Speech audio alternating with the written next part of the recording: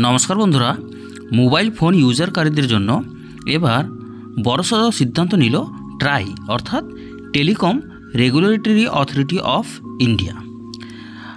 আমার মতো হয়তো আপনারাও নিশ্চয়ই এতদিন আপনাদের ফোনে যে আননোন নাম্বার থেকে কল আসছে তাদেরকে রিকগনাইজ অর্থাৎ আইডেন্টিফাই করার জন্য ট্রু কলারের মতো অ্যাপস ব্যবহার করতেন, যার মাধ্যমে আমরা যে আননোন নাম্বার রয়েছে সেটি নামকে অর্থাৎ সেই নাম্বারের মালিকানাকে সেটা আমরা পরোক্ষভাবে জানতে পারতাম।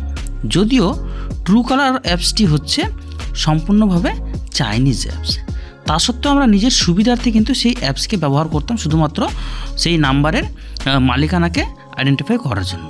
তো এবার সম্প্রতি ভারত সরকারের তরফ থেকে যে টেলিকম রেগুলেটরি অথরিটি রয়েছে সে ডিক্লেয়ার করেছে, কি ডিক্লেয়ার করেছে দেখুন, recommendations on introduction of calling name presentations অর্থাৎ CNAP service in Indian telecommunication network, new Delhi, India, 23/2/2024 অর্থাৎ মাত্র একদিন আগে এই বিজ্ঞপ্তিটি ঘোষণা করা হয়েছে ট্রাইয়ের তরফ থেকে।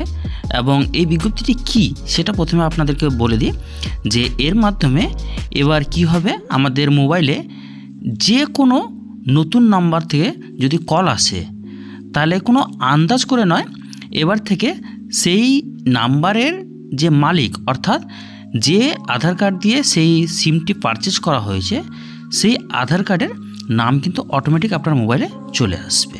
অর্থাৎ আপনাদের এবার আর আইডেন্টিফাই করতে অসুবিধা হবে না, যে মোবাইল নাম্বারের অফিসিয়াল মালিক যে তার নামটাই আপনারা অটোমেটিক নিজের মোবাইলে পেয়ে যাবেন।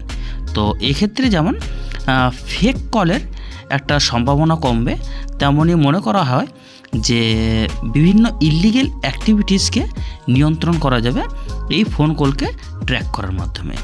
তো বন্ধুরা, ট্রাইয়ের এই যে নতুন চিন্তাভাবনাটি সেটা আপনাদের কতটা ভালো লেগেছে অবশ্যই কমেন্ট বক্সে জানাবেন এবং ইনফরমেশনটিকে সকল বন্ধুদের সাথে শেয়ার করে দেবেন যাতে তারাও এই বিষয়টি সম্পর্কে ওয়াকিবহাল থাকুক।